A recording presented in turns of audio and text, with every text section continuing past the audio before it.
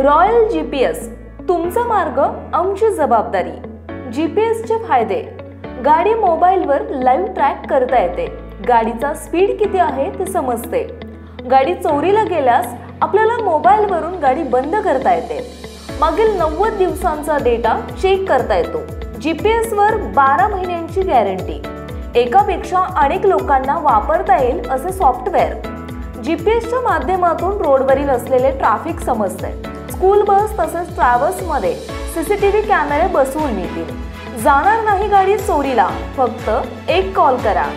अधिक माहितीसाठी संपर्क महेश भंडारे 9096757544, गणेश धाबेकर 7775897073। आयुष कोमकरच्या हत्या प्रकरणात झालेल्या सुनावणीवेळी तपास अधिकारी आणि सरकारी वकिलांनी आरोपीच्या पोलीस कोठडीची मागणी केली आहे, तर दुसरीकडे बंडू आंदेकर यांच्या वतीनेही वकिलांनी पोलीस कोठडीला विरोध दर्शवला।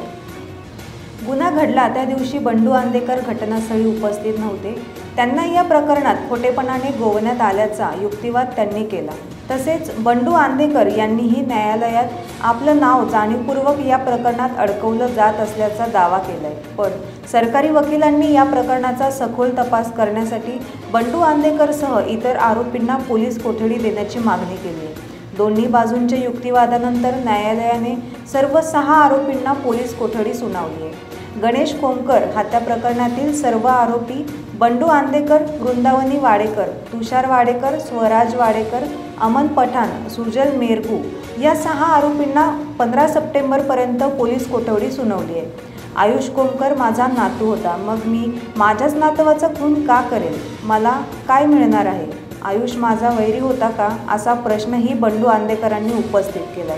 तसेच मला मारायचंच असतं तर मी माझ्या प्रतिस्पर्ध्याला मारेल, वनराजचे खूप चाहते आहेत, त्यापैकीच कुणी मारलं असावं, असंही बंडू आंदेकरांनी त्यावेळी स्पष्ट केले। मी फिर्यादीच्या पतीचे, सासऱ्याचे आणि नवऱ्याचे नाव घेतल्यामुळे माझंही नाव यात गोवण्यात आलं। माझ्या मुलाचा खून प्रकरणी मी तिच्या घरच्यांना तुरुंगात पाठवलं, म्हणून माझं संपूर्ण कुटुंब तुरुंगात पाठवायचं हा यामागचा उद्देश आहे, असंही बंडू आंदेकरांनी न्यायालयात सांगितले।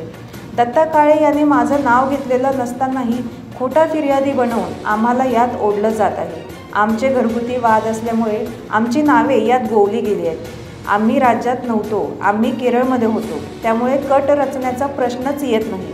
माझ्याकडून पिस्तूल जप्त कसं करणार, असा सवालही त्यांनी उपस्थित केला। यावेळी आरोपींच्या वकिलांनी न्यायालयात सांगितले की वृंदावनी आंदेकर यांना सूर्यास्तानंतर अटक करण्यात आली असून त्यावेळी कोणतीही महिला पोलीस अधिकारी उपस्थित नव्हती, ही अटक नियमबाह्य आहे अशी तक्रारही केली। महाराष्ट्रातील ताज्या आणि महत्त्वपूर्ण बातम्या पाहण्यासाठी आजच आमच्या रॉयल मीडिया न्यूज चॅनलला सबस्क्राइब करा आणि बेल आयकॉन प्रेस करा।